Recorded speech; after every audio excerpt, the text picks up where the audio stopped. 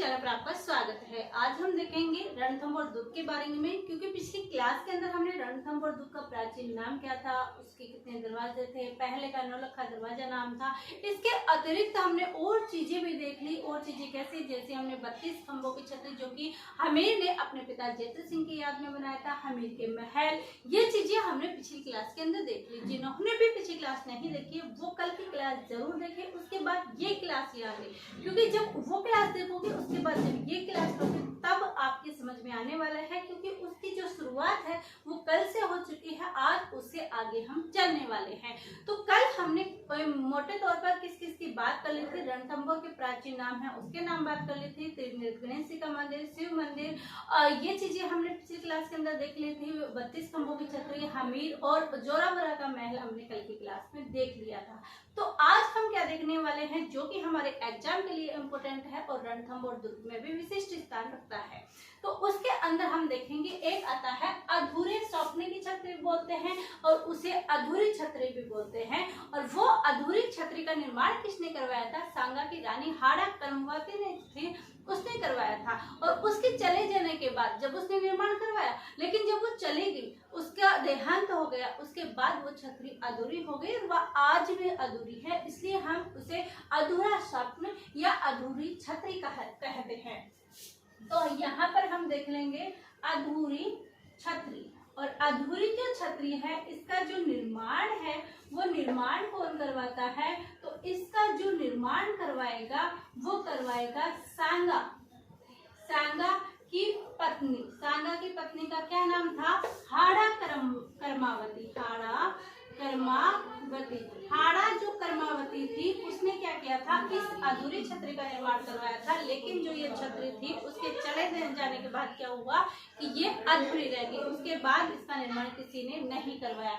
उसके बाद हम देखते हैं कि अधूरी सपने की छतरी हो गई। और एक जो स्थान है वो बहुत इम्पोर्टेंट है, बहुत बार एग्जाम में आता है, सांप्रतिक सद्भावना। ऐसा दुर्ग बताइए या ऐसा मंदिर बताइए जहाँ पर ये मंदिर, मस्जिद और गिरजाघर तीनों स्थित हैं। तो ये जो स्थित है वो रणथंभौर के अंदर एक है सुपारी महल। क्या स्थित है यहाँ पर? यहाँ पर स्थित है सुपारी महल। और ये जो सुपारी महल है ये एकदम सांप्रदायिक सद्भावना का है, क्योंकि यहाँ सभी धर्मों को समान बताया गया है, सभी धर्म समान है। और यहीं पर क्या है? मंदिर भी स्थित है, यहीं पर मस्जिद भी स्थित है और यहीं पर गिरजाघर भी स्थित है। गिरजाघर तो तीनों चीजें यहाँ पर स्थित है। और वो है कहाँ पर स्थित? सुपारी महल के अंदर, जहाँ पर मंदिर भी है, मस्जिद भी है और गिरजाघर भी है, तीनों चीजें हैं। इसलिए सांप्रदायिक सद्भावना का यही है। और ऐसी हमारे राजस्थान में कोई भी ऐसी जगह नहीं है जहाँ पर तीनों चीजें एक साथ हो। ये चीजें हो गई सुपारी महल। अब सुपारी महल हो गया हमारा, और अधूरी सपने की छतरी हो गई। और रणथंभ और दुर्ग के अंदर क्या चीजें हैं? तो यहाँ पर हमने बात की कि वहां पर मस्जिद है, तो एक मस्जिद भी तो और होनी चाहिए। तो वो मस्जिद किसकी है? तो वो मस्जिद है पीर सदरुद्दीन की मस्जिद। और वो कहाँ पर है? रणथंभ और दुर्ग के अंदर है। और पीर सदरुद्दीन की जो मस्जिद है उसका निर्माण किसने करवाया था? तो इसका निर्माण किसने करवाया था? तो अलाउद्दीन जो खिलजी थे उन्होंने क्या किया था? इसका निर्माण करवाया था। यहाँ पर आप औरंगजेब मत कर देना। तो ये जो क्या कहा हमने? पीर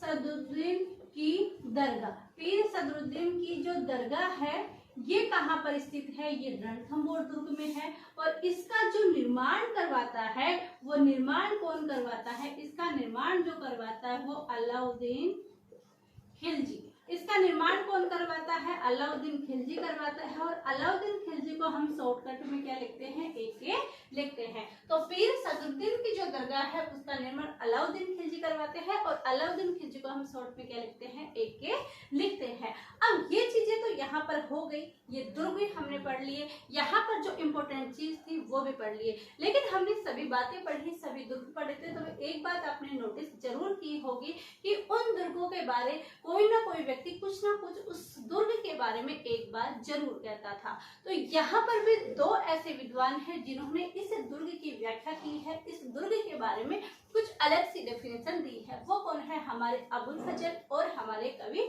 श्यामल दास जी। दोनों ने इस दुर्ग के बारे में क्या कहा है वो हम यहाँ पर नोट डाउन भी करेंगे, साथ में पढ़ेंगे ही।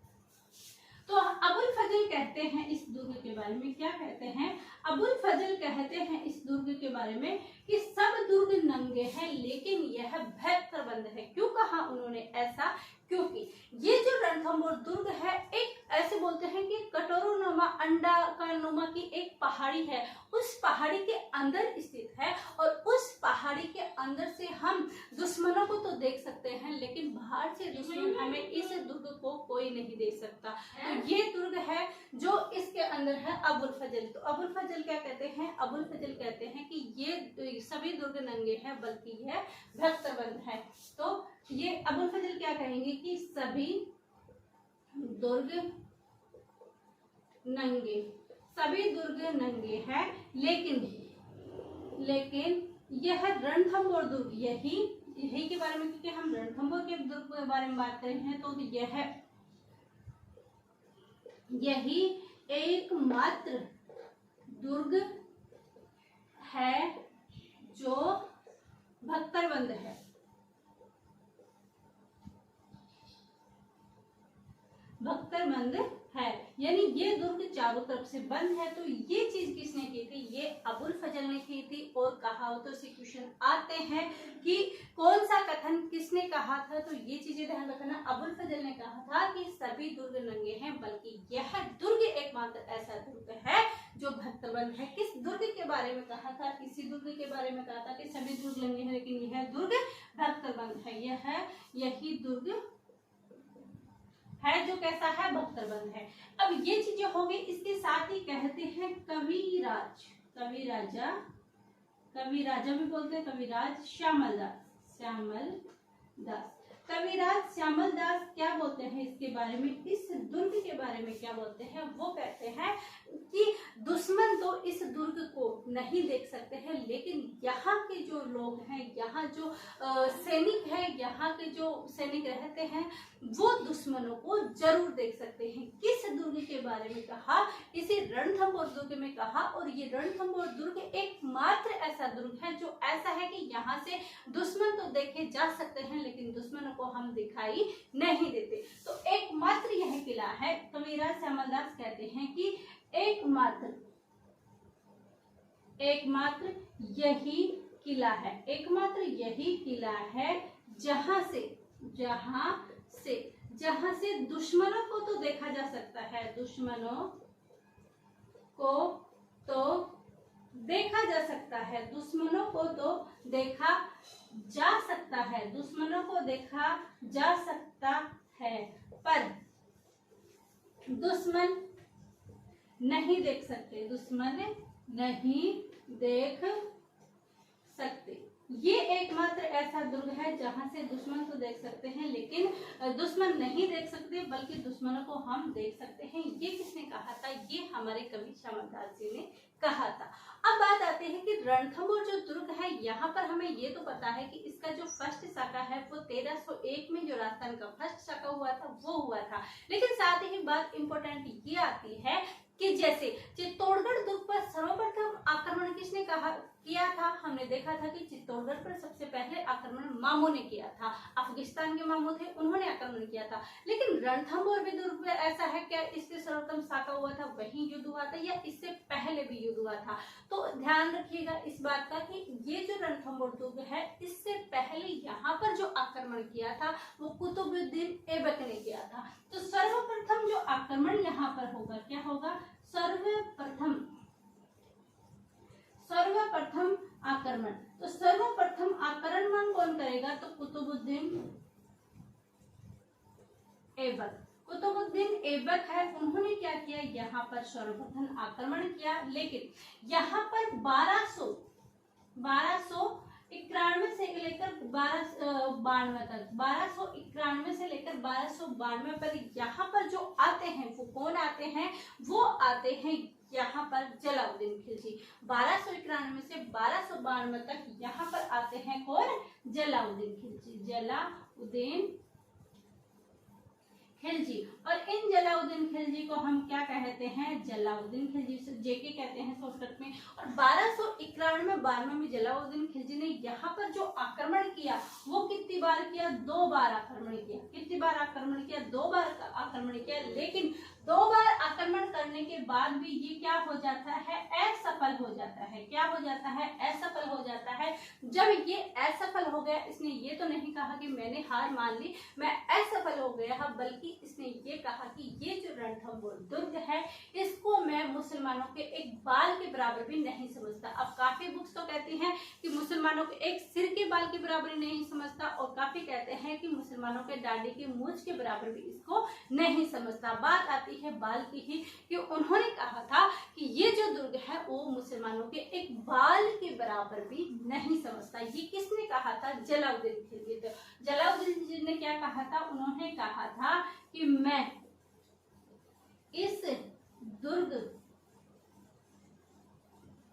को मुसलमानों के एक बाल के बराबर भी नहीं समझता, एक बाल के बराबर भी नहीं समझता।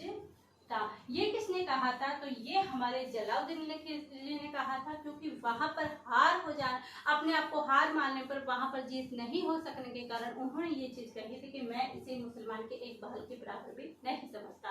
तो ये चीजें हमने आज की क्लास में देखी, कल की क्लास में देखी, और अब आने वाले क्लास के अंदर हम इससे इतिहास, हिस्ट्री से जो चीजें सारी जुड़ी हुई है वो क्लास के अंदर देख के और रणथंभौर दुर्ग को हम कर देंगे फिनिश। ऐसे ही आपकी सभी क्लासें कंप्लीट होने वाली है। तो देखिए रणथंभौर दुर्ग है कहाँ, सवाई माधोपुर में, प्राचीन नाम रणथीपुर है, और इसके अंदर अधूरी छतरी जिसका निर्माण सांगा की रानी कर्मावती ने करवाया था, लेकिन कर्मावती का निर्माण करवाते ही उनके चले जाने से ये अधूरी रही, और ये आज भी अधूरी है, इसलिए इसे अधूरी छतरी कहा जाता है। उसके बाद हमने देखा सुपारी महल, इसमें मंदिर, मस्जिद और गिरजाघर तीनों स्थित है। पूछा जा सकता है कि रणथंभौर दुर्ग में ऐसा कौन सा महल है जहां पर मंदिर, मस्जिद और गिरजाघर तीनों चीज स्थित है, तो वो हो जाएगा सुपारी महल। इसके बाद पीर सदरुद्दीन की जो दरगाह है उसका निर्माण अलाउद्दीन खिलजी ने करवाया था। ध्यान रखना कि ये भी जो दरगाह है वो रणथंभौर दुर्ग के अंदर है। फिर देखिएगा अब्दुल फजल ने इस दुर्ग के बारे में क्या कहा है, इस दुर्ग में कहा गया है कि सभी दो नंगे हैं लेकिन यह पत्थर बंद है। कविराज समरदास क्या कहते हैं, वो कहते हैं कि ये एकमात्र ऐसा किला है जहां से दुश्मनों को तो देखा जा सकता है लेकिन दुश्मन को हम नजर नहीं आने वाले।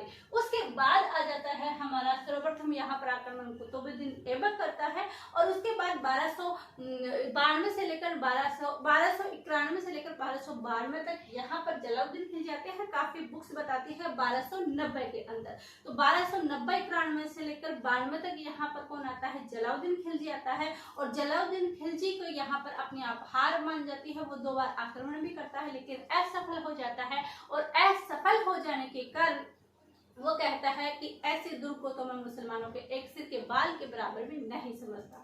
जब यह हो जाता है उसके बाद यहाँ पर आता है कौन, अलाउद्दीन खिलजी। अलाउद्दीन खिलजी आते हैं 1301 से पहले, तो वो पहले तो यहाँ पर भेजते हैं नुसरत खां को। नुसरत खां वहां पर आक्रमण करता है, लेकिन वो आक्रमण करता हुआ वहां पर पत्थरों से बारिश हो जाने से क्या होता है, मारा जाता है। जब नुसरत खां मारा जाता है तो अलाउद्दीन खिलजी को और ज्यादा गुस्सा आ गया, और वो पहले आक्रमण नहीं करना चाहते थे, लेकिन कहा गया था कि वो उनके जो महमूद शाह था उसको क्या करा, उन्होंने वहां पर शरण दे दी। महमूद शाह और कैबरू को वहां पर शरण दे जाने के कारण उनका आक्रमण हुआ था, और वो जो आक्रमण होने पर उसने नुसरत खां को भेजा। नुसरत खां वहां पर मारा जाता है, और ज्यादा वहां पर क्या हो जाती है, ज्यादा भावनाएं फैल जाती है, ज्यादा उनकी ईर्ष्या हो जाती है। फिर वहां पर आक्रमण होता है, आक्रमण भी वहां पर सफल नहीं हो पाता अगर रणपाल और रतिपाल वहां पर धोखा नहीं करते। तो रणपाल और रतिपाल को वहां पर विश्वासघात किया जाता है। रणपाल रतिपाल विश्वासघाती कहलाते हैं। रणपाल और रतिपाल विश्वासघात करते हैं, और उसके बाद क्या होता है कि वो क्या करते हैं, रणपाल रतिपाल और सदनशाह ये तीनों व्यक्ति वहां पर क्या करते हैं, जो पानी होता है उसके अंदर गाय की हड्डियां, मांस, खून मिला देते हैं, और वो वहां पर प्यास के मारे मर जाते हैं। वह तब जाके वो क्या करता है, अलाउद्दीन खिलजी वहां उस दुर्ग के अंदर एंट्री कर जाता है। वरना अलाउद्दीन खिलजी की हिम्मत नहीं थी कि उस रणथंभौर दुर्ग को, जो अभेद्य दुर्गों में से माना जाता है, जहां पर कोई भी वहां पर आक्रमणकर वहां पर नहीं जा सका है, सफल नहीं हो सका, वहां पर अन्न और पानी की कमी भी नहीं आती, क्योंकि वो अपनी व्यवस्था सालों की रखते थे और सारी व्यवस्थाएं उनकी अंदर थी। तो इस वजह से उनकी ये चीजें कमी भी नहीं आती थी अगर ये विश्वासघात नहीं करते तो। लेकिन इनका विश्वासघात हुआ और ये सारी चीजें होने से उनको दरवाजे गेट खोलने पड़े, और दरवाजे गेट खोलने पड़े तो जैसे ही खेले अलाउद्दीन खिलजी अंदर आ गए। सारी चीजें इनको पता थी, सारी चीजें ही। तब हमीर क्या करते हैं, यहाँ पर हमीर यहाँ पर केसरिया करते हैं और इनकी रानी रंगदेवी यहाँ पर जोहर करती है। तो रंगदेवी के नेतृत्व में यहाँ पर जोहर होता है और इनके नेतृत्व में केसरिया होता है। और यहाँ पर विश्वासघात रणपाल रतिपाल करते हैं और बाद में भी इनकी हत्या कर दी जाती है। किसके द्वारा? अलाउद्दीन खिलजी के द्वारा। क्यों कर दी जाती है? इसलिए कर दी जाती है क्योंकि अलाउद्दीन खिलजी कहते कि यदि अब तुम अपनी शासकी नहीं रहे तो हमारे कैसे हो सकते हो। तब उनकी भी वहां पर क्या हो जाती है, मृत्यु हो जाती है। और इस प्रकार से क्या होता है कि यहाँ पर जो रणथंभौर दुर्ग है, इस पर अलाउद्दीन खिलजी मुगलों का अधिकार हो जाता है। तो ऐसे करके हम रणथंभौर दुर्ग के बारे में काफी सारी चीजें हम कल भी जानने वाले हैं, और यहाँ ये भी जानने वाले हैं कि यहाँ पर कब कब किन लोग कौन कौन आए और कब कब किनका शासन हुआ, कब कब इनका आक्रमण हुआ, और सारी स्टोरी, सारी कहानी इस रणथंभौर दुर्ग के साथ हम पढ़ने वाले हैं। तो आप कल की क्लास में देखना ना भूलिएगा और ये क्लास भी आप पूरे देखिएगा। आप सभी का धन्यवाद। Thank you.